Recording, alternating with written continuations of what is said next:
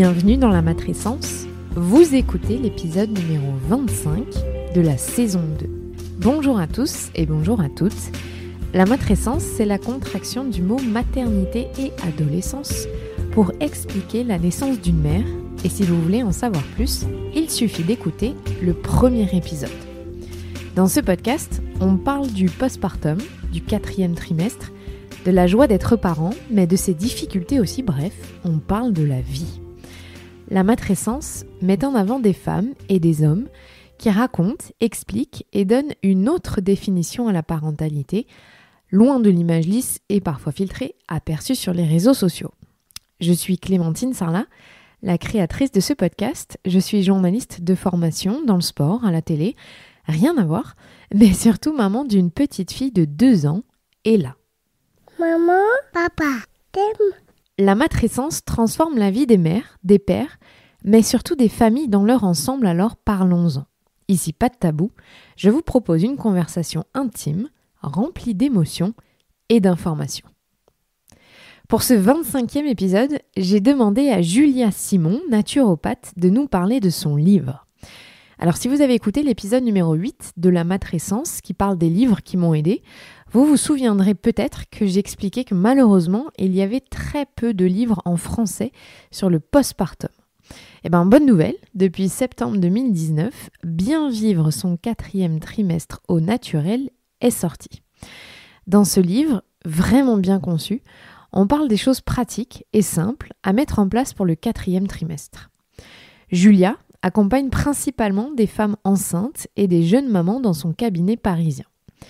C'est après un changement de carrière radical, vous allez le voir, qu'elle s'est intéressée à la périnatalité et en plus de son diplôme de naturopathe, elle est formée à la médecine chinoise. Julia communique son enthousiasme autour d'un thème qui nous tient profondément à cœur à toutes les deux, la prise en charge physique et émotionnelle de la jeune maman. Je vous souhaite une très bonne écoute. J'espère que vous puiserez plein de conseils pour préparer au mieux votre postpartum ou celui de vos amis, sœurs, cousines, collègues, bref, des femmes de votre vie. Avant de commencer cet épisode, petit rappel, vous pouvez mettre 5 étoiles sur la plateforme sur laquelle vous écoutez et laisser un commentaire, notamment sur la plateforme d'Apple. Ça aide vraiment ce podcast à se faire connaître et je lis tous vos messages qui sont extrêmement touchants. Merci à vous. Allez, je vous laisse avec l'épisode numéro 25.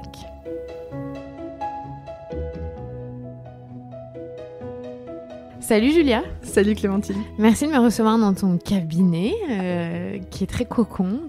Merci, c'est un véritable plaisir pour moi que tu sois là. Alors on va parler de ton livre évidemment que tu as sorti à la rentrée septembre 2019, mais d'abord on va parler de toi. Alors bon, c'est super parce que dans ton livre tu as écrit ce mot matrescence, donc j'ai même pas besoin de te poser la question est-ce que tu connais ce concept. Mais par contre, comment est-ce que pour toi personnellement la matrescence ça t'a impacté? Alors la matrescence ça m'a impacté sur plusieurs niveaux et c'est vraiment sur le côté identitaire. Donc tu vois, la matrescence, il y a vraiment le côté bouleversement physique. Je pense qu'on passe toutes par là. Il y a le côté vraiment émotionnel et c'est vrai que ça n'a pas été forcément facile pour moi.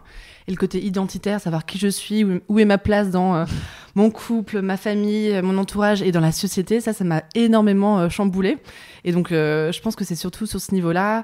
Après avoir accouché de Léonie, ma première fille, 2 ans plus tard, je devenais naturopathe. Donc je quittais mon boulot en marketing et dans les cosmétiques pour m'orienter vers une toute nouvelle vie.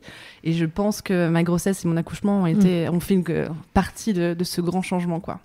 Et où est-ce que tu as trouvé ce mot? Comment est-ce que tu l'as... Matrescence, ouais. Alors je l'ai lu et je pense que c'est avec Elisabeth... comment elle s'appelle? Alexandra Sachs. Ah, avec Alexandra Sachs, la psychiatre américaine. Donc c'est la psychiatre américaine Alexandra Sachs qui a fait un super TEDx là-dessus, je crois. Et du coup, ça m'a donné envie de regarder. Et du coup, j'ai bookiné des passages du livre de Dana Raphael. Et quand je suis allée en plus en profondeur, quand j'ai vraiment, vraiment compris ce que ça signifiait, j'étais hyper émue parce qu'en fait, je me suis rendu compte que tout ce que j'avais pu vivre moi, en fait, c'était quelque chose de complètement normal. Qu'en fait, finalement, j'étais peut-être pas la seule. Peut-être qu'on était plein à vivre les mêmes choses. Et il y avait un côté très rassurant et ça m'a vraiment sorti de mon isolement. Et en fait, la raison pour laquelle j'ai écrit le livre, en fait, c'est que c'est vraiment le livre que j'aurais voulu avoir, moi, quand j'ai eu mes filles. Et une période dans mon cabinet où, sur une courte période, j'ai accompagné 3 femmes qui étaient vraiment géniales et qui avaient vraiment toutes les mêmes problématiques. C'était problème de culpabilité, je suis pas une bonne mère, et puis il y avait la fatigue aussi, le manque de récupération, tout ça, c'était vraiment mélangé. Et elles me parlaient et je me disais, mais c'est pas possible, elles peuvent pas penser ça. Elles peuvent pas penser que ce sont des mauvaises mères. Leurs enfants, ils ont l'air hyper épanouis, elles font des trucs de malade toute la journée, elles sont super, et c'est pas possible. Et plus elles me parlaient, et plus ça résonnait aussi en moi. Et je me disais, mais en fait, ça me rappelle moi, c'est mon histoire, c'est vraiment un effet miroir et tout ça. Et c'était plus ou moins en même temps que Alexandra Sachs et tout. Donc je me suis dit, non, il faut faire un truc, il faut écrire un livre, il faut qu'on en parle, il faut qu'on en parle entre nous, entre femmes. Donc c'est génial que des podcasts comme La Matrescence existent. Donc merci pour ça. Le TEDx d'Alexandra Sachs, c'est 2017, donc ta fille, elle est née... Alors, Emma, elle est née en 2014. Ouais. Ah oui, donc ça a mis du temps avant que tu aies ce mot qui caractérise ce que tu vivais. Tout à fait. Après, ce qui s'est passé, c'est que donc, en 2012, je change de carrière professionnelle. Et là, je me mets à faire de la naturopathie et je fais des études en énergétique chinoise. Et là, c'est marrant, au bout d'1 an, je me rends compte qu'en fait, les Chinois, eux, ils s'occupent hyper bien de leur jeune maman. Pour eux, le postpartum, c'est pas une fatalité. Ils mettent plein de choses en place, que ce soit à travers l'alimentation, à travers les soins qu'ils peuvent prodiguer à la jeune maman, etc., avec la mère ou la belle-mère qui arrive et qui débarque à la maison pendant 1 mois. Je me suis dit, tiens, c'est quand même marrant. C'est quand même marrant. Et là, j'avais commencé à regarder un petit peu ce qui se passait ailleurs. Et moi, j'ai des copines qui habitent un peu dans le monde entier parce que j'ai fait une école de commerce. Donc, hop, elles sont toutes aussi un petit peu parties aux 4 coins du monde. Et en fait, on parlait un peu de leur tradition sur place. Et c'est vrai que ça ressemble pas du tout à ce que nous, on vit en France. Donc c'est intéressant. Et le fait de se rendre compte que tout ça existait. Quand après, j'ai découvert Alexandra Sachs, etc. Enfin, tu vois, c'est comme si, en fait, toutes les pièces du puzzle se remettaient ensemble. Et ça a changé quoi pour toi de devenir maman? Tu disais, ça a chamboulé un peu ta place, l'identité. Exactement. Concrètement, ça s'est caractérisé comment? Ça s'est caractérisé parce que dans la manière où je voyais le monde et dans ma place, je voulais faire quelque chose qui ait un impact. Je voulais laisser quelque chose à ma fille et tout qui ait du sens. Je me disais, tiens, potentiellement plus tard, peut-être qu'elle sera fière d'avoir une maman qui s'occupait de plein de jeunes mamans, qui s'occupait de femmes enceintes, etc. Peut-être que ça a plus de sens que juste faire du merchandising ou lancer des cosmétiques, même si c'est un super métier et que je comprends qu'il y a plein de femmes qui s'éclatent là-dedans, mais en tout cas, c'était pas moi. Ouais. Et donc, le pivot, à quel moment tu dis je vais être naturopathe? Le pivot, c'est en 2012 où je pars à Bali pendant 2 semaines et je laisse ma fille avec son papa et tout à Paris et tous les deux ils restent là et moi je m'en vais pendant 2 semaines pour justement réfléchir à ce que je veux vraiment faire. Donc tu prends la décision de prendre du recul. Exactement. Elle a quel âge ta fille? Léonie a 2 ans à ce moment-là. D'accord. Et le but, c'était d'être loin de ma famille, de mes amis, etc., pour justement me recentrer sur moi et savoir ce qui était vraiment important. Donc, je pense que ça a dû demander beaucoup de courage au papa de ma fille. Et du coup, j'ai fait du développement personnel à fond pendant 2 semaines avec d'autres femmes, etc. Et un soir, en fait, tu sais, c'est des moments où tu écris beaucoup, tu médites, etc. Et ça est devenu très clair pour moi que mon projet de vie, c'était vraiment d'accompagner les femmes autour de la maternité. Ouais. Et alors, pourquoi la naturopathie? Parce qu'il y a plein de... T'aurais pu être doula, assistante périnatale, peu importe. En fait, moi, ce que je voulais vraiment, c'était travailler sur l'énergie des gens. Et pour moi, la naturopathie, c'était un moyen de pouvoir accompagner les femmes avec quelque chose en plus que juste, entre guillemets, c'est énorme déjà, l'énergétique. C'était pouvoir leur apporter des choses qu'elles pourraient mettre en place à la maison. Ça veut dire qu'avec une bonne alimentation, eh bien, tu peux faire des choses. Tu peux être autonome pour ta santé, indépendante, faire des choses pour toi, mais aussi pour ta famille en plus. Le fait d'aider les femmes aussi avec quelques plantes parfois, tu vois, ça peut les aider aussi à être responsables et puis aussi à mettre des choses en place. Donc pour moi, c'était ça, la naturopathie. Donc en fait, après ces 2 semaines de développement personnel, c'était clair à ce moment-là, ça serait la naturopathie ou tu as encore eu du cheminement? C'était clair pour moi que je voulais m'occuper de femmes et que je voulais m'occuper de femmes autour de la maternité, autour de la santé. Et après, on n'avait pas le droit de prendre de grandes décisions avant, je crois que c'était 1 mois. Ah, c'est vrai. Ouais, exactement. Donc pendant 1 mois, après, du coup, c'était des gros brainstorming à la maison pour savoir qu'est-ce que je voulais vraiment faire, etc. Comment je voyais ça. Donc c'était des grands moments. C'était assez intense. Et puis l'énergétique chinoise est arrivée et la naturopathie, c'était un complément de tout ça. Ah oui, donc en fait, finalement, la naturopathie, c'était 2e plan. Et c'était au même niveau, je pense. D'accord. C'était vraiment au même niveau. Non, c'était pas au 2e plan, c'était vraiment au même niveau. D'accord. Et puis on va voir comment vont se développer les choses dans les années qui viennent. Je pense qu'on est toujours en changement. Donc, Et parce qu'il y a beaucoup de mamans qui changent de carrière au moment de devenir mère. Alors pas forcément dans les premiers mois, parce que tu vois, il faut 2 ans, 3 ans. C'est ça. Ça t'a fait peur ou c'était clair dans ta tête que c'était ça qu'il fallait que tu fasses et que tu serais alignée avec toi-même? Je pense que ça a nécessité du temps. Je me rappelle de revenir à mon travail après avoir accouché de Léonie et de me sentir vide en fait à l'intérieur, d'avoir un boulot qui était très sympa, mais qui me remplissait pas de joie ou d'amour. Et du coup, c'était hyper triste. Et j'avais passé des entretiens, tu vois, pour des sociétés en RH. J'avais fait un bilan de compétences. Et pour moi, il y avait des choses qui étaient ressorties. C'était l'humain, la nature aussi, donc ça, c'est quand même marrant. Mais l'humain était ressorti. Donc, en sortant d'une école de commerce, tu te dis, du coup, je vais faire de la RH. Ça paraissait assez logique. Donc, j'avais passé des entretiens et puis j'avais des propositions, j'avais pas accroché, en fait. Et j'avais une amie qui m'avait dit, tiens, tu sais, moi, les 6 mois, je suis partie à Bali... J'ai dit à tout le monde que c'était pour faire une retraite de yoga, mais en fait, c'était beaucoup plus que ça. Ah, c'est marrant. Elle a pas osé... Mais elle savait pas comment je le prendrais, comment le présenter. Ouais. Après, on était il y a combien de temps on était en 2012 à ce moment-là. Je pense qu'en 2019, aujourd'hui, c'est quelque chose qui est beaucoup plus facile à assumer parce qu'on parle beaucoup de la quête de sens. En 2012, c'était peut-être encore trop à la mode. Exactement. Si j'aime pas ce mot, mais... Non, c'est sûr. Et puis elle est devenue prof de yoga prénatal, postnatal, donc c'est assez marrant. Donc, voilà. Et je pense qu'elle nous écoutera, donc je lui fais un petit bisou à Pierrine. Et tu pourrais me décrire ce que c'est la naturopathie? C'est pas évident pour tout le monde, il y a beaucoup de gens qui connaissent pas du tout et qui ont jamais consulté, donc vas-y. Ok. Alors la naturopathie, la définition, c'est que c'est un ensemble de méthodes de soins qui est naturelle et préventive, et le but c'est de rester en bonne santé. Donc on est vraiment dans la santé et dans la prévention. En fait, en gros, ce qu'on fait, c'est qu'on travaille sur l'hygiène de vie de la personne. On travaille sur son quotidien. Comment faire en sorte que dans le quotidien, on puisse mettre en place des toutes petites choses au fur et à mesure pour aller mieux. Et pour ça, on a 4 piliers. Les piliers, ça va être l'alimentation. Ça, c'est notre règle numéro 1. C'est notre première médecine, comme le disait Hippocrate. Après, il y a tout ce qui est mouvement, exercice physique. Donc ça, je pense que ça te parle. Et après, il y a tout ce qui est équilibre psycho-émotionnel. Parce qu'on sait que le stress, il a des impacts sur nos vies et sur nos corps. Et le 4e thème, c'est le repos.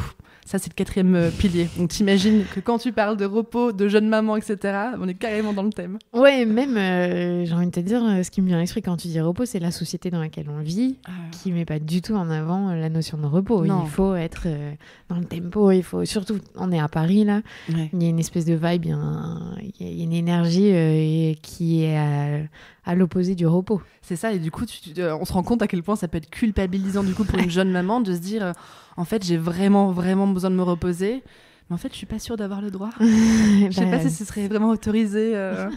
Donc oui, t'as raison, le repos, c'est un sacré truc. Et donc voilà, donc la naturopathie, c'est ça, et puis c'est vraiment une approche globale, c'est pas juste les bobos, etc., le physique, c'est vraiment le cœur, les émotions, la tête, le mental, et surtout on prend en compte tous les facteurs environnants, donc tout ce qui est autour de nous.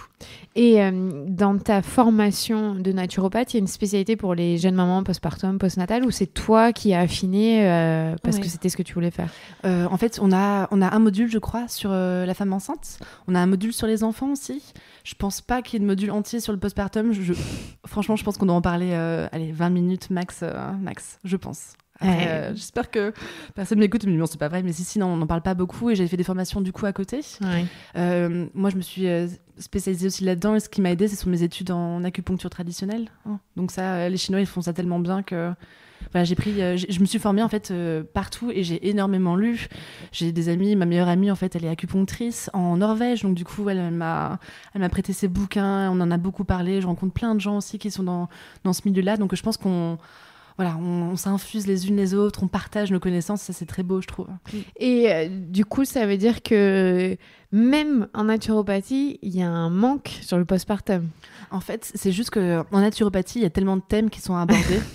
Tu vois, c'est la santé, la périnatalité, c'est un petit bout de la vie d'une femme. C'est énorme. Moi, je trouve ça hyper important. Ouais. Mais ça veut dire qu'il y a d'autres choses. Tu vois, il y a 2 thèmes. Et comme la naturopathie, c'est beaucoup un accompagnement général de la bonne santé. Du coup, tu passes quand même par ce stade-là parce que c'est important. Mais il y a tellement de choses. Tu t'imagines, il y a tellement de choses. Ouais, non, mais c'est vrai. Mais en même temps, ça participe, je trouve, au fait qu'on pense que c'est une étape comme une autre et que, tu vois, être enceinte, accoucher, on reprend notre vie. Je trouve que la société en général n'a pas pris en compte que non, c'est pas du tout une étape comme une autre. Ouais. C'est un truc de fou. Et ça me frappe que même en naturopathie, qui est pour moi quelque chose de très complet, ce soit pas encore un truc plus important, on va dire. C'est pas pour critiquer, c'est juste que je me rends compte que... Ouais, après, on parle... Il y a plein de phases qui sont importantes autour de la périnatalité. Tu vois, il y a le projet bébé déjà. Tu vois, un projet bébé, tu vois, il y a le projet bébé, après il y a la grossesse. Quand tu parles de la grossesse, il y a la grossesse toi en tant que maman, mais du coup, il y a ce que tu donnes à ton enfant. Il y a aussi ta préparation physique pour son accouchement et vraisemblablement pour l'après. Du coup, tu vois, il y a quand même plein de choses qui jouent à ce niveau-là. Et, mais je pense que tu as raison. C'est pour ça que c'est une formidable opportunité, tu vois, de parler du postpartum comme ça sur un podcast, d'en parler parfois à la radio. Il y a de plus en plus d'articles, tu vois, qui vont sortir dessus, je pense. Donc là, on bosse pour toutes ces futures et jeunes mamans de nos jours et puis pour nos enfants à nous. Et c'est ce que je disais, ce que j'aimerais dire, c'est que, tu vois, le mot matrescence, moi, j'adorerais que ce soit intégré dans notre vocabulaire comme l'adolescence, en fait. Quand tu parles de matrescence dans 10-15 ans à une jeune femme, elle comprenne exactement ce que c'est, quoi. Ouais, déjà, moi, quand je l'écris sur mon téléphone, il me souligne en rouge à chaque fois, il sait pas ce que c'est. Le mien fait la même chose, et puis des fois, il met 2 S, enfin bon, bref. Alors maintenant, ça va, mais il me le souligne quand même. Il me le propose, mais il me le souligne en rouge, tu vois. Bientôt. Tu vois, c'est en cours. Alors, donc, tu as écrit ce livre, Vivre son 4e trimestre, bien vivre plutôt, son 4e trimestre au naturel.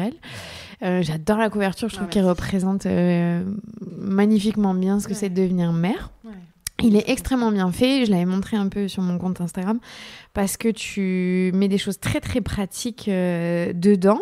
Est-ce que tu as dû faire beaucoup, ça t'a pris beaucoup de temps de l'écrire ou c'est sorti Alors, il y a plusieurs choses. Donc, merci déjà pour la couverture. C'est vrai qu'elle est très belle. Les illustrations, elles sont de Julia Spears. Elles sont magnifiques, même à l'intérieur. Donc, ça, c'est un super beau cadeau aussi d'avoir des jolies illustrations comme ça. En fait, le livre, je l'ai écrit en peu de temps. Je l'ai écrit en 3 mois. J'étais à fond. Parce que je voulais absolument qu'il sorte là en 2019. Donc, tout ce qu'il y a dedans, en fait, c'est des choses sur lesquelles j'avais déjà travaillé avant.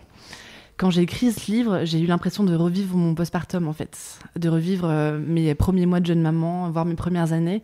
Ça a créé énormément d'émotions en moi. Vraiment beaucoup, beaucoup d'émotions. J'ai beaucoup pleuré quand je l'ai écrit. Enfin, c'était pas juste, voilà, j'écris des techniques ou des astuces naturelles. Ça m'a vraiment pris au niveau des tripes. Donc pour moi, c'est vraiment un bébé, en fait. Et j'ai vraiment la sensation d'avoir vraiment revécu tout ça. Donc tu vois, voilà, l'écriture, elle n'a pas duré si longtemps que ça. Mais il y a tout un process qui avait commencé il y a bien longtemps auparavant. Et je pense que ce qui m'inspire aussi, c'est les femmes que j'accompagne au cabinet, en fait. Elles sont vraiment une source d'inspiration pour moi. Et les thèmes que j'aborde à l'intérieur, ce sont tous des thèmes que moi j'ai retrouvés en cabinet, en fait. Ouais. Alors, est-ce que tu pourrais nous expliquer, pour celles qui ne connaissent pas du tout, par exemple en médecine chinoise, qu'on préconise juste après l'accouchement, qui est complètement à l'inverse de la culture qu'on a ici, et pourtant c'est eux qui ont, je trouve, raison.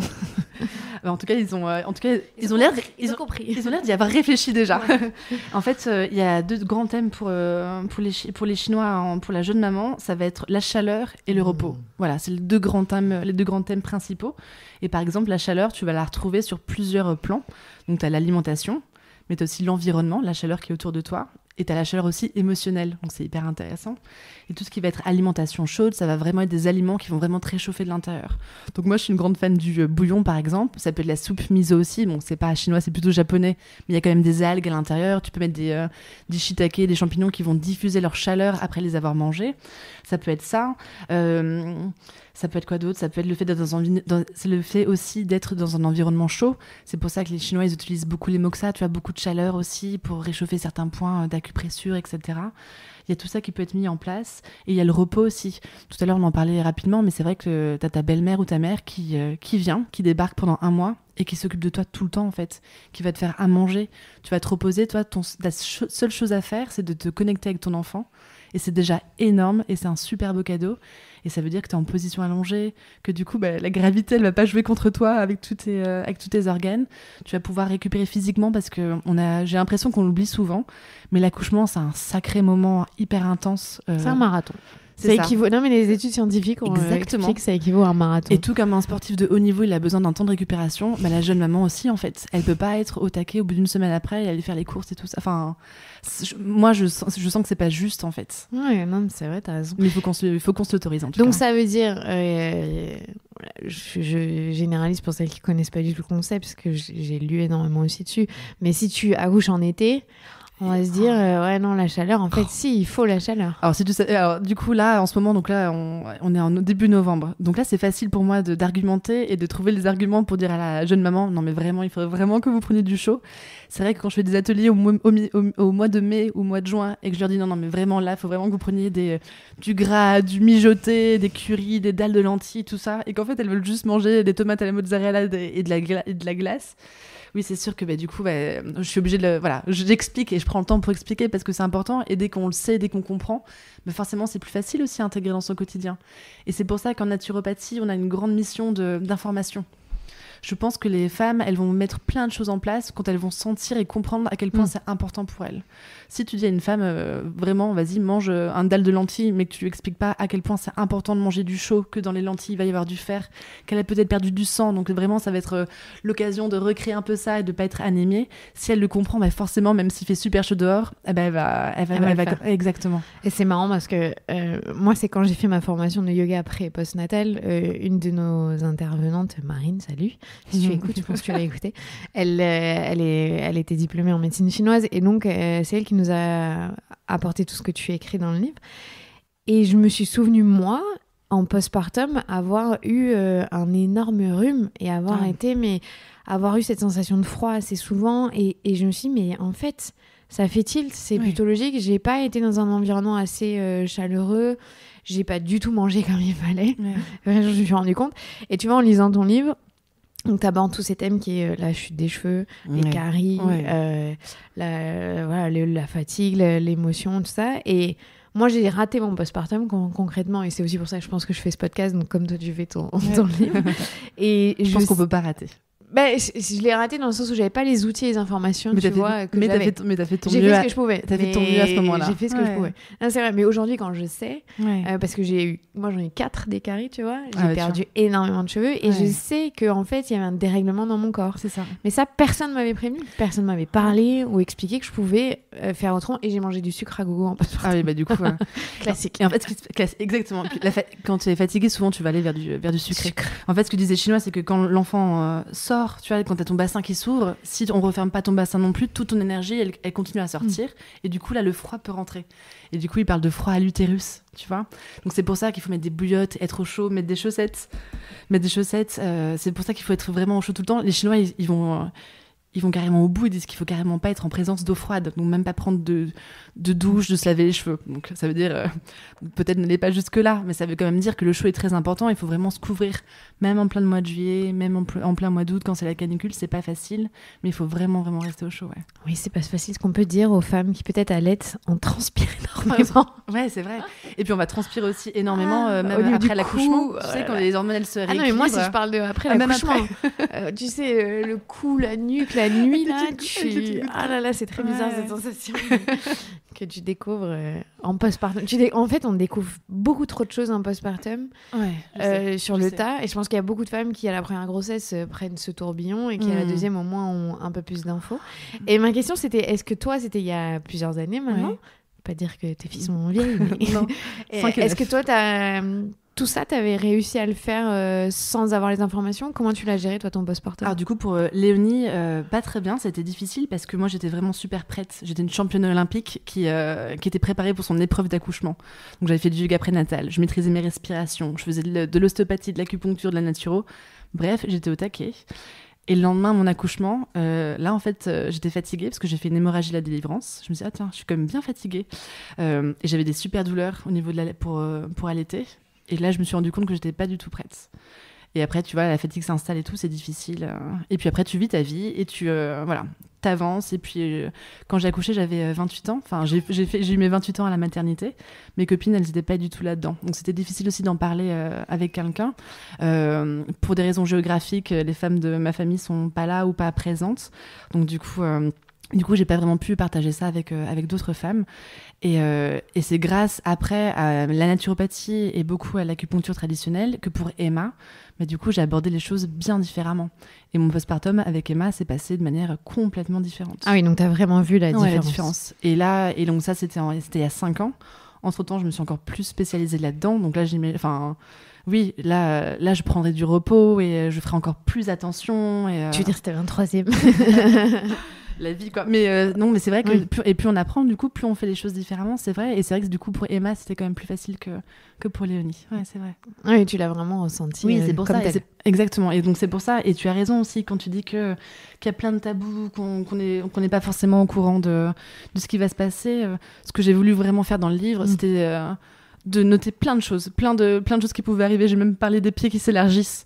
C'est pas grave, mais c'est juste que ça arrive et que quand on sait que ça existe, du coup on est moins surprise et qu'il y a moins cette histoire de oh, mon Dieu, mais qu'est-ce qui m'arrive, je ne suis pas normale. D'ailleurs dans le livre c'est drôle, tu dis bon par contre j'ai pas de remède pour ça, désolée. Non, j'ai aucune solution là-dessus. Ça m'a fait rigoler. Mais du coup c'est important et je pense que plus on va parler de ça en fait et plus entre nous, entre amis par exemple, on va en parler, on va être vraiment honnête et se dire tu sais ça a vraiment été dur. Mais plus on va permettre aux autres aussi de s'ouvrir et d'afficher leur vulnérabilité. Et je pense qu'il y a vraiment un truc aussi où on est des super women, on est des super mamans, on veut être épanouie sur tous les plans de notre vie, qu'elle soit personnelle, professionnelle, et c'est pas forcément évident de tout gérer en même temps. Et donc je pense que plus on va en parler, plus on va en parler autour de nous, plus ça va aussi autoriser les autres femmes à se sentir... légitime à ressentir de la tristesse, de la solitude, de l'isolement. Oui, des émotions qui sont négatives au lieu de l'image de la femme maman ou enceinte qui rayonne. Quoi. En fait, c'est pas forcément des émotions négatives, c'est juste que c'est des émotions ou moins difficiles, qui sont moins difficiles à vivre. Il n'y a pas d'émotions négatives, positives, il y a juste des émotions. Exactement. Et dans ton livre, ce que j'aime bien, c'est qu'il est très pratique et tu as créé des listes. Pour les futures mamans, en fait, je pense qu'en fait ce livre, faut pas le lire en 4e trimestre, il faut le lire pendant la grossesse. Ouais, idéalement, il faut le lire au 3e trimestre. Voilà. Tu vois, tu peux expliquer justement à quoi ça correspond ces listes, qu'est-ce que ça fait réfléchir sur quel thème en fait. Alors du coup, il y a plusieurs listes. Il y a une liste qui parle des personnes ressources, les personnes qui peuvent vous accompagner, parce que moi, en tout cas moi, ce que j'ai trouvé le plus difficile et ce que je retrouve moi au cabinet, ce sont les femmes qui se sentent seules en fait. Moi, j'adore la phrase qui dit « il faut un village pour élever son enfant ». Et en fait, ce village, il n'existe plus vraiment. En tout cas, il faut le créer. Avant, on était entouré de notre mère, nos grands-mères, les cousines, les tantes, les copines et tout. On était toutes ensemble. Et donc, on parlait de plein de choses, on était vraiment soutenus. Et les schémas, ils ont explosé maintenant, en fait. C'est à nous de recréer notre village. Et notre propre village, ça peut être notre partenaire, ça peut être notre sage-femme, ça peut être nos amis, notre entourage, notre famille, une doula si on en a une, ça peut être nos voisins aussi, ça peut être un peu tout le monde. Après, j'ai envie de dire aussi aux femmes, par exemple, qui sont seules, que le but aussi, c'est pas d'avoir une quantité énorme de personnes ressources, c'est d'avoir même un nombre limité, mais c'est vraiment des connexions de cœur à cœur, des connexions vraiment très fortes avec des personnes vers qui vous allez pouvoir vous ouvrir et qui vont vraiment être là pour vous aider. Mais ça, c'est vrai qu'à mon sens, ça fait vraiment partie d'une des bases de la réussite, si on peut parler de réussite, pour une période de postpartum, c'est vraiment d'avoir son équipe autour de soi, pour nous soutenir, pour nous amener des petits plats s'il le faut, pour sortir le chien si vous avez un chien, que vous êtes trop fatigué pour sortir. Enfin, je pense qu'il y a plein de petites choses qu'on peut vraiment mettre en place dans le quotidien. Alors justement, tu as parlé de cette réussite, je mets des guillemets quand je le dis. Ouais. C'est quoi pour toi un postpartum qui se déroule bien ? C'est une question vague, je sais. Ouais, c'est ok. Je pense qu'un postpartum qui se passe bien, ça va être une jeune maman qui va pouvoir prendre le temps de se reconnecter à elle et de faire connaissance avec son enfant dans un environnement qui va être super doux et super calme. Ouais, quelque chose de très doux. Tu vois que la maman, c'est possible qu'elle ait des moments qui soient durs, mais qu'au final, elle se rende compte que c'est juste une transition, que ça va passer, et que quand elle voit son enfant, elle soit contente, que quand elle mange, elle retrouve des forces. Peut-être qu'un postpartum qui va bien, c'est aussi un postpartum pendant lequel on a le temps de prendre un bain de temps en temps, ou de se laver les cheveux et de prendre du plaisir à se faire, je sais pas, un masque, enfin, plein de petites choses du quotidien en fait, de trouver plein de petits bonheurs dans son quotidien. Peut-être qu'un postpartum réussi, entre guillemets, c'est un postpartum où on a de la gratitude pour ce qui nous arrive à ce moment-là. Ouais, on subit pas quoi. C'est un moment qu'on subit pas, ce ne serait pas une fatalité, ce serait juste un autre moment. Et quand on y pense aussi, ça peut être un moment qui est vrai, parfois est court. Moi, j'ai parlé de 4e trimestre. En vrai, ça dure pas que 3 mois après, quoi. On peut 6, 12, même 2 ans. Quand j'ai lancé le livre, il y avait une femme qui disait, voilà, j'ai accouché il y a 12 ans et j'ai l'impression que mon postpartum, je viens de le finir maintenant. Donc c'était 12 ans avant. Donc voilà, déjà, il n'y a pas de durée. Mais c'est pour dire aussi que tout ça, en fait, ça dépend que de nous. On a tous des critères qui sont différents. Le fait d'avoir de la gratitude pour des petites choses, le fait d'être bien, le fait de se sentir épanoui aussi dans ce rôle de mère. Et même si le congé maternité est assez court en France et que c'est pas forcément facile, au moins de se dire que ces 3 mois-là, ils ont été quand même riches en plein de choses. Voilà. Ouais, ne pas repartir avec des regrets et se dire qu'on a profité de tout ce qu'on pouvait. Ouais, qu'on a pu récupérer physiquement, qu'on a pu récupérer émotionnellement et qu'on est bien et qu'on se sent prête à reprendre un travail qui nous plaît, qui nous fait plaisir aussi. Ça, je pense que c'est important aussi. Le retour au travail, ça, c'est un sacré truc aussi pour les jeunes mamans. Alors, tu l'as mentionné un petit peu sur recréer son village. Ouais. La réussite, c'est un mot difficile à dire, mais bon, la réussite du postpartum passe aussi par le fait que le conjoint, la conjointe, le partenaire, soit présent et comprenne. Ouais. C'est pas toujours facile, parce que évidemment, eux vivent pas ce qui se passe dans le corps. Comment est-ce qu'on fait pour préparer le partenaire ? Alors déjà, ce qui est intéressant dans ce que tu dis, tu vois, typiquement dans le mot adolescence, tu vois, ton entourage, il sait ce que tu vis. Ouais, c'est vrai. Il est peut-être pas là pour t'accompagner parce qu'il a peut-être pas les moyens pour le faire, mais il va se dire ah oui, non mais oui là, t'inquiète, elle fait sa crise de l'adolescence. Peut-être que nos partenaires plus tard ils se diront ah je comprends en fait t'es en plein dans ta matrescence là. T'imagines le beau cadeau. Donc déjà si eux oui mais si on le dit de manière bienveillante quoi, pas en mode il nous saoule avec sa crise d'adolescence ou de matrescence. Mais du coup ça voudrait quand même dire que lui ou elle a quand même intégré qu'il se passait des choses vraiment profondes. Donc ça c'est une première chose et je pense que la clé numéro 1 avec son partenaire c'est vraiment la communication en fait. Le fait de parler ouvertement de plein de sujets, le fait d'en parler pendant le 3e trimestre. Je sais que les sages-femmes, elles font des super rendez-vous avec les papas aussi ou les mamans pendant la préparation à la naissance. Peut-être que les partenaires devraient tous se joindre à ces moments-là parce que c'est pas juste non plus que les informations soient juste données à la future maman. Il faut aussi que le partenaire soit au courant. Et je pense qu'au fur et à mesure, si au fur et à mesure des mois de la grossesse, il intègre plein de choses, lui aussi sera moins surpris pour l'après. Ouais, non, mais c'est vrai que nous, mères, on prend en pleine face ce qui se passe. Alors, eux qui sont un peu à la périphérie et qui sont repartis travailler, je pense que c'est violent pour tout le monde. Je pense que c'est violent pour tout le monde, Mais ça participe pas au fait que la maman qui a accouché puisse récupérer. Là, je parle même juste physiquement, quoi. Je comprends. Quand on pense au congé maternité qui dure 10 jours... Paternité, pardon. Oui. Le congé de paternité qui dure 10 jours, c'est vrai que c'est rien.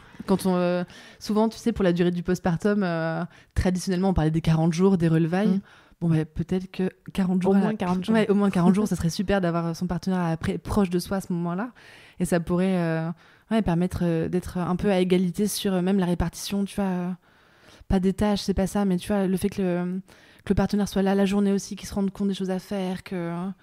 je trouve que même le mot congé maternité, congé, on n'est pas vraiment en vacances, quoi. Même pas du tout. on est d'accord. S'il y avait une chose qui est vraiment importante à retenir en postpartum, est-ce que tu arriverais à voir ce qui est le plus important pour se sentir le mieux ? Je pense que c'est sortir de l'isolement, je pense. Et sortir de l'isolement, ça veut pas juste dire ne plus être seul chez soi, ça veut dire sortir de l'isolement, même au niveau de la communication, de la transmission. Vraiment, je pense que le fait de partager les choses avec d'autres femmes ou même avec son entourage, on parle beaucoup de femmes, mais c'est vrai que les hommes aussi, je pense qu'il y en a plein qui peuvent carrément comprendre. Mais le fait de vraiment de partager, de parler, d'être en ouverture, le partage, je pense que c'est ça qui joue parce que quand on se sent moins isolé, on est quand même moins fatigué. Il y a vraiment, c'est un peu le côté... Quand on est fatigué, qu'on n'est pas bien, quand on est un peu grognon, on se replie un peu, on se replie sur soi. Quand on va être plutôt en ouverture, quand on va partager, du coup, je pense que le cœur vibre différemment aussi. Je trouve qu'on a une énergie qui va remonter. Ça va nous donner plein d'envie, en fait. Ça va nous remettre peut-être dans le mouvement. On dit souvent que le mouvement, c'est la vie, mais c'est ça. Peut-être que le fait d'être entouré, de sortir de la solitude en allant à des cours de yoga post-natal avec d'autres mamans, c'est l'occasion de papoter, de parler de notre super mauvaise nuit qu'on vient de passer, de se dire qu'on n'est pas la seule et d'être là aussi pour soutenir les autres mères. Et ça donne un grand soulagement aussi de se sentir utile et se dire aussi, oui, je fais partie d'une communauté d'autres femmes. On est toutes ensemble dans le même bateau, dans cette même période. Il y a un aspect très important, et tu l'as dit, ça fait partie des 4 piliers, c'est l'alimentation. Ouais. Est-ce que tu peux nous expliquer les carences que peut avoir une maman en postpartum? J'aime bien ce que tu fais dans le livre parce qu'il faut répondre à des questions pour savoir si on l'est. D'ailleurs, je me suis dit, peut-être que je suis encore carencée sur des trucs. Et c'est possible. Et alors, ce qui est intéressant aussi, c'est que si vous faites le petit questionnaire et que vous vous rendez compte que vous avez des carences, mais allez en parler à votre sage-femme. Elle peut vous prescrire vraisemblablement un bilan sanguin ou à votre gynéco. Et du coup, là, vous pouvez avoir des informations vraiment très factuelles. Et après, du coup, changer votre alimentation en fonction. Et donc, alors, c'est quoi concrètement sur les grosses carences des femmes en postpartum? Alors, les grosses carences qu'on peut retrouver, il y a le fer, il sort beaucoup en fait. Parce que le fer, souvent, on perd du sang pendant l'accouchement, mais surtout après. Ça, c'était une grosse surprise pour moi. J'avais appris 1 semaine ou 2 semaines avant d'accoucher que j'allais perdre du sang pendant les semaines qui allaient suivre mon accouchement. Moi, j'étais pareil que toi. J'étais pas du tout au courant. Je me suis dit, d'accord, ok. Comme les tranchées, je savais pas non plus. Ouais. Ça, j'en parle parce que franchement, c'est quand même dur. Juste pour revenir sur les tranchées, j'avais vu une étude qui disait qu'une des raisons pour lesquelles les mamans elles faisaient un gros baby blues aussi dans les jours qui suivaient l'accouchement, c'est que pour elles, la douleur, ça s'arrêtait au moment de l'accouchement. Et en fait, ça continue dans les jours qui suivent. Et ça, psychologiquement, c'est hyper dur. Donc les carences, ça va être le fer. Ouais. Le fer, ça peut être une grande carence. Donc là, à voir un peu comment est votre alimentation. Est-ce qu'elle est assez riche en fer? Est-ce que vous avez voilà. Concrètement, on trouve où le fer? Ça peut être dans... Alors, le fer, ça va pas plaire à tout le monde, mais le fer, on le trouve, il est très assimilable et disponible dans les produits animaux. Donc, ça va être dans le boudin noir, par exemple. Dans le foie de veau aussi. Voilà. Miam miam. Mais après, ça peut être dans le jaune d'œuf aussi. Et dans tout ce qui est végétal, c'est plutôt dans les lentilles aussi qu'on peut le trouver. Voilà. Donc, les lentilles, ça fait plaisir. D'où le dalle de lentilles qui peut être intéressant. Donc, ça, c'est une première chose. Il y a une autre carence aussi qu'on peut voir souvent. Ça peut être l'iode aussi. On n'y pense pas trop à l'iode. Et en fait, l'iode, ça peut être une grande source aussi d'un métabolisme qui va être hyper ralenti après l'accouchement. Donc ça, faites attention parce que ça vaut vraiment le coup de faire un petit check-up. Ça, c'est important. Logiquement, vous avez vérifié avant quand vous étiez enceinte que ça allait bien au niveau de l'iode. Mais sait-on jamais. Après, il y a tout ce qui concerne la vitamine D. On en parle beaucoup aussi tout le temps, pendant toute la vie. Mais c'est vrai que pendant l'après-accouchement, ça, c'est important aussi. On sait que la vitamine D, elle va jouer sur le moral. Donc autant avoir une bonne vitamine D, même si c'est vrai qu'en France... Bon, je pense qu'on est quand même toutes plus ou moins en carence. Ouais, des pays où on l'a de plus que d'autres. En d'autres. tout cas, s'il y a des Parisiennes qui nous écoutent aujourd'hui, là, c'est un peu le début de... Les gens dans le sud-est, vous comptez pas. Okay, c'est ça. Ne venez pas nous embêter, vous avez du soleil tout le temps. Avec votre soleil. Mais moi, je sais que j'étais très carencée. Et moi, je le dis ouvertement, ma naturopathe, salut Émilie, elle m'a vraiment changé mon postpartum. Super. Mais c'était déjà 1 an et demi après. Et en me prescrivant de l'iode. Donc j'ai pris vraiment de l'eau saline et l'oméga 3. C'est exactement ce que grosse carence en oméga 3. C'est exactement ce que j'allais dire. Moi, du jour au lendemain, je le dis, du jour au lendemain où j'ai commencé à reprendre de l'oméga 3, j'ai l'impression que mon cerveau il s'oxygénait et que je revoyais la lumière. Alors là, c'est particulièrement, tu vois, c'est la DHA en postpartum. La DHA, vous allez la trouver dans quoi? Principalement, ça va être les petits poissons bleus, les sardines, etc. C'est pas forcément facile de remonter vite des niveaux en oméga 3 juste avec l'alimentation. Donc, si vous sentez que vous êtes très fatigué, n'hésitez pas, du coup, dans ce cas-là, à vérifier avec votre praticien de santé, mais à vous supplémenter peut-être en gélules, qui sont des gélules qui vont être super propres, sans mercure, du coup, non polluées. C'est encore mieux. Mais la DHA, c'est vrai qu'on peut pas parler de produits miraculeux parce que ce serait injuste de dire ça, mais c'est vrai que la DHA, ça fait tellement bien pour les jeunes mamans. Ah, mais moi, c'est clair, j'ai fait gélules, l'huile, la quintessence. Super, quintessence, elle est géniale. Ouais. Et je mange des sardines tous les matins. Je sais que c'est bizarre pour plein de gens. Et ma fille aussi, du coup. C'est vrai, super, génial. Mais je peux pas fonctionner sans, en fait. C'est super. Je me rends compte. Et en plus, c'est de la vitamine D et tout, et elle est liposoluble, donc avec le gras du poisson, tu vas aussi bien l'assimiler. Donc oui, les sardines, les maquereaux, les anchois, tout ça, c'est génial. Et en plus, c'est super, parce que quand même si c'est pas idéal et qu'on les achète en conserve, c'est tellement facile à préparer, ça prend 2 secondes. Donc ça, c'est quand même un beau cadeau aussi de se dire, tiens, ce midi, je me fais une petite boîte de sardines parce que je sais que ça va être facile, je vais rajouter peut-être du persil dessus, il y a encore du fer dedans, et du coup, se faire des petits plats comme ça, c'est vrai que ça peut être une bonne idée. Et du coup, bravo d'intégrer du salé le matin au petit-déj. Bravo, Clémentine. Merci, ma naturopathe. J'ai changé complètement ce que je faisais. Mais c'est vrai que si j'avais pas été voir une naturopathe, j'aurais pas su que l'oméga 3 était quelque chose qui manquait aux femmes en postpartum. J'avais pas idée du tout. Enfin, oui, le fer, on t'en parle, donc le zinc. Mais je trouve que l'oméga 3 et la vitamine D... c'est pas très commun comme discours qu'on a. La vitamine D, c'est vrai que, alors quand même, dans le monde médical, on en parle de plus en plus pour le soutien pour les enfants. Ouais, mais tu vois, on donne nos pédiatres, là, ils nous disent de donner à nos enfants, mais ils nous disent pas, vous aussi, les nouvelles mamans. Profitez-en. Mais t'as raison, c'est vraiment indispensable. Donc c'est un super bon réflexe.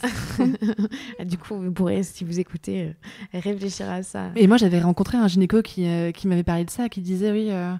les femmes pour qui c'est vraiment difficile émotionnellement dans le postpartum, je leur donne de la DHA pendant 2 semaines et puis après on en reparle et puis on voit ce qui se passe. Ouais, moi je suis d'accord. Vraiment, ça a été le jour et la nuit. Je pensais pas et ça. Je suis pas étonnée. Ouais, alors que ça paraît bête, c'est de l'alimentation, mais en fait non, c'est la base. C'est la base. Voilà. Et en fait, on est obligé de manger. Donc dans ce cas-là, ça veut dire qu'on peut faire des choix qui vont être hyper bons pour la santé et qui vont nous aider dans notre quotidien. C'est un super beau cadeau. Alors on va parler de cadeaux justement. Parfait. Je viens de me faire une transition magnifique parce que j'allais te parler de ça. C'est les cadeaux de naissance. Exactement. On a une très mauvaise habitude dans la culture occidentale, c'est de faire des listes de naissance et je suis première coupable. Encore que j'avais inclus un soin, mais où on demande des peluches, des trucs qui servent à rien pour les bébés.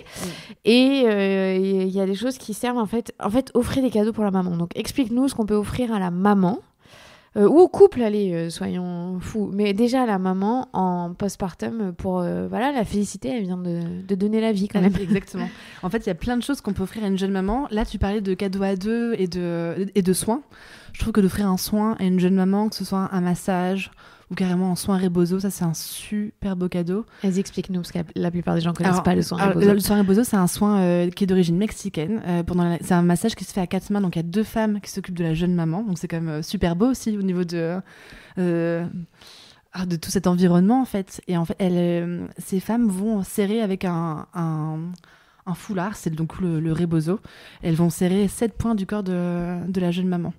Et c'est un super soin pour toutes les transitions de la femme. Ça veut dire que oui, c'est super pour la jeune maman, mais ça peut être un soin qu'on peut avoir, par exemple, quand la jeune fille elle a ses règles pour la première fois, quand il y a une rupture amoureuse, quand il y a un nouveau passage dans la vie, en fait, même pour la ménopause, etc. Donc c'est vraiment un super beau soin pour la femme.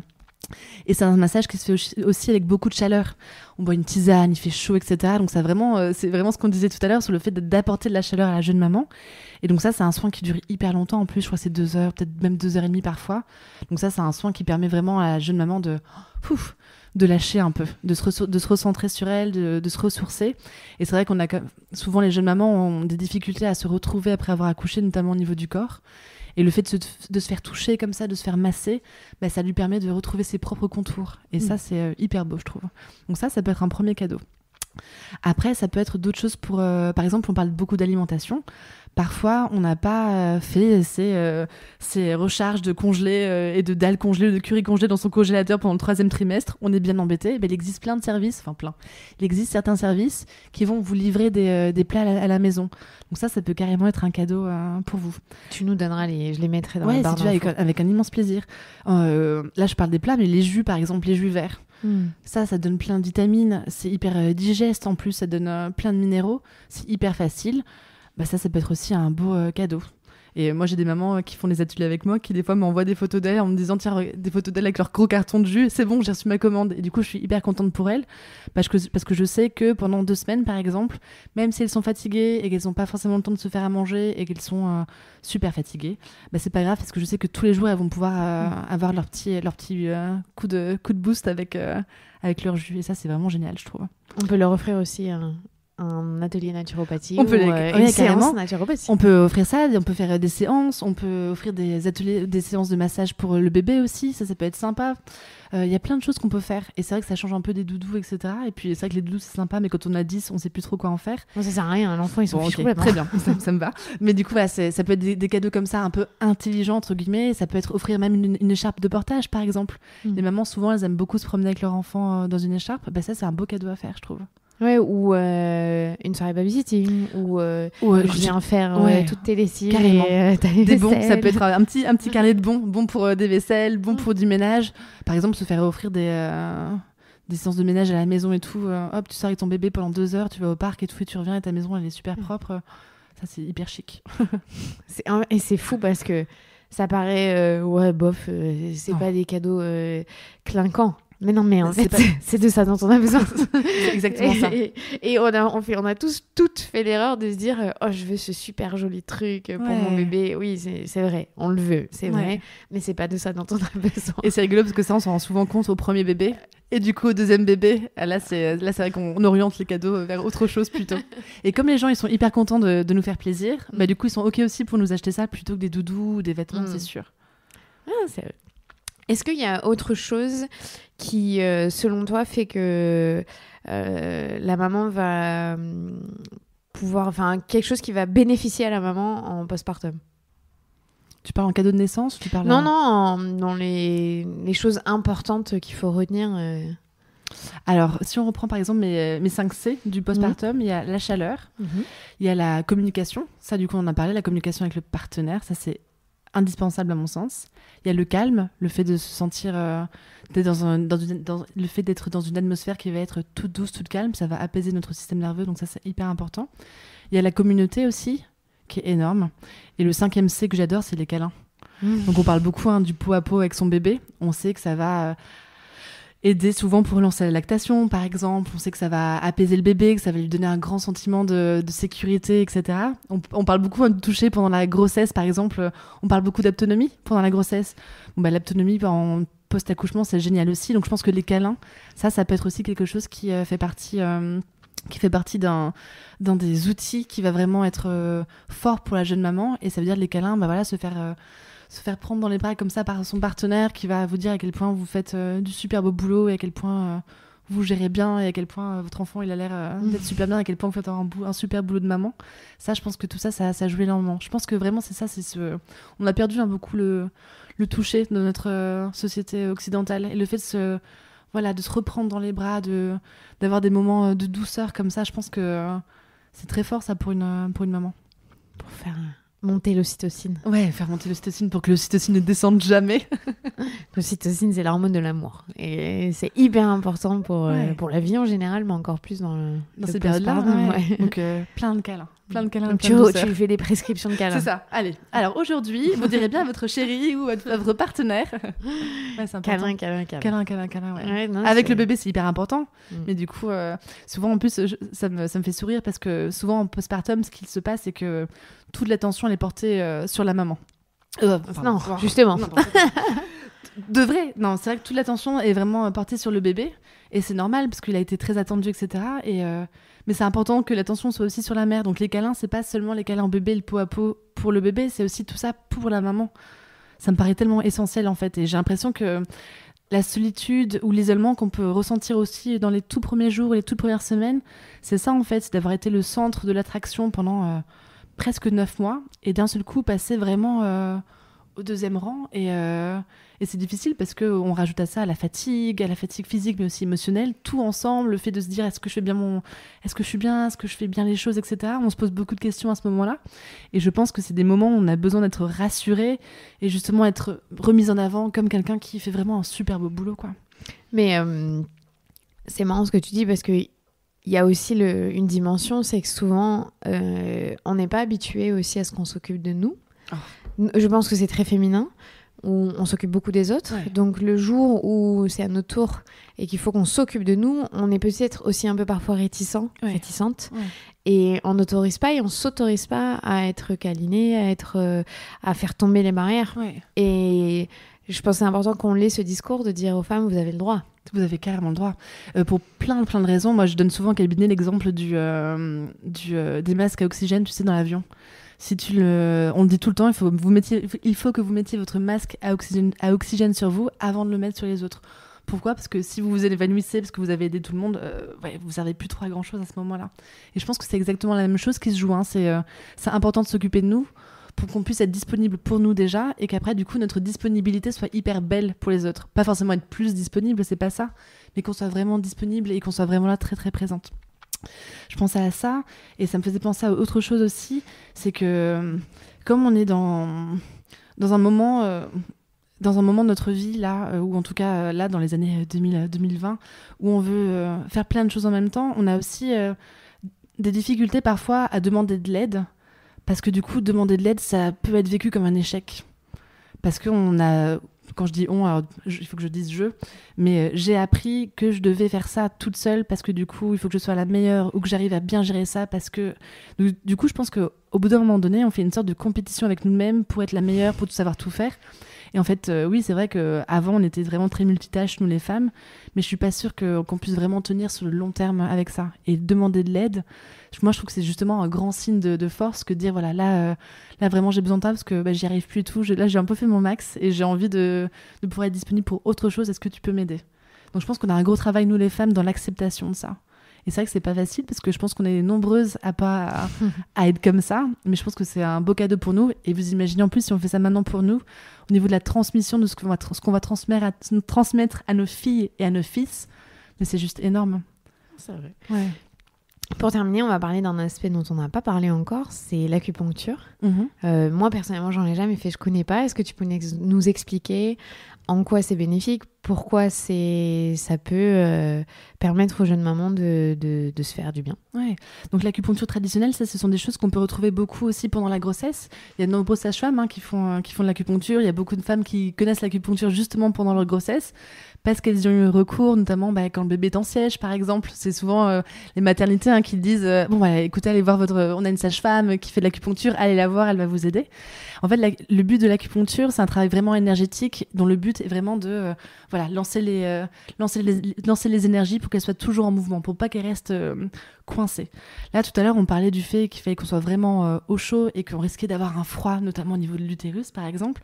Eh bien, l'acupuncture, ça peut aider à ça. Ça peut aider à faire en sorte que les énergies retravaillent. Et du coup, notamment, retravailler sur notre yin, il y a notre yin et notre yang, et de retravailler vraiment sur toute cette partie-là. Donc l'acupuncture, c'est avec des aiguilles, mais il y a plein de choses qui existent en énergétique chinoise, comme les moksas. Les moksas, ce sont des bâtons d'armoise qu'on va faire chauffer. Et du coup, ça va être hyper réchauffant pour la jeune maman. Et la personne va mettre le moxa sur certains points vraiment qui sont très importants pour la jeune maman. Et ça va vraiment la renourrir en énergie. Et du coup, elle va pouvoir regagner l'énergie au fur et à mesure et regagner en vitalité. Tu peux expliquer vite fait le yin, le yang, les énergies en médecine chinoise pour que les gens aient une bonne idée de ce que c'est? Alors en gros, on va dire qu'il y a deux énergies principales. Il y a le yin et le yang. Et quand on essaie de simplifier au maximum, on va dire que l'énergie yin, ça va être plutôt une énergie qui va être plutôt féminine, donc plutôt ronde, etc. Ça va être plutôt la lenteur, etc. Plutôt, ça va être tout ça. Et le yang, c'est plutôt le côté un peu plus masculin. C'est quand ça va être plus rapide, plus droit, plus... Le yang, en fait, c'est le soleil, quand la lune, c'est le yin, en fait. Ce sont deux forces qui ne sont pas du tout opposées, elles sont vraiment complémentaires, on a vraiment besoin des deux, et il faut que les deux circulent de manière harmonieuse dans le corps de la femme, ou de chaque personne, d'ailleurs. Mais c'est vrai que pour les jeunes mamans, ça peut être hyper intéressant, pour qu'elles puissent, au fur et à mesure, gagner en énergie et en vitalité. En gros, dans la médecine chinoise, ce qu'ils disent, c'est que quand on accouche, on déséquilibre un peu. Exactement, tout ça, tout à fait. Il faut retrouver cet équilibre. Et en fait, le but, c'est qu'en fait, il y a toujours des moments où on est un peu déséquilibré, il faut retrouver l'équilibre, et comme on est fatigué à ce moment-là, l'équilibre, il a un peu plus de mal à se mettre en place tout seul. Donc ça peut être ça, donc ça peut être via de l'acupuncture, ça peut être via des moksas, ça peut être aussi avec du yoga post-natal, par exemple, où on relance aussi les énergies dans certaines zones du corps. Donc tout ce qui va remettre votre énergie en mouvement, ça va forcément être bénéfique. Alors pour terminer, est-ce que tu aurais un conseil à délivrer aux jeunes mamans? Ouais, je pense que l'accouchement, c'est un moment qui est très important. C'est le moment de la rencontre avec son enfant. Mais il se passe quelque chose après. Et c'est important du coup de se préparer pour son après-accouchement. Et moi, ce que j'aime à répéter souvent aux jeunes femmes que j'accompagne, c'est que l'accouchement, c'est pas seulement la naissance d'un enfant, c'est aussi la naissance d'une mère. Donc ça s'accompagne et ça se prépare. Bienvenue à la matrescence. C'est ça. C'est ça. Merci beaucoup, Julia. Avec grand plaisir, Clémentine, merci.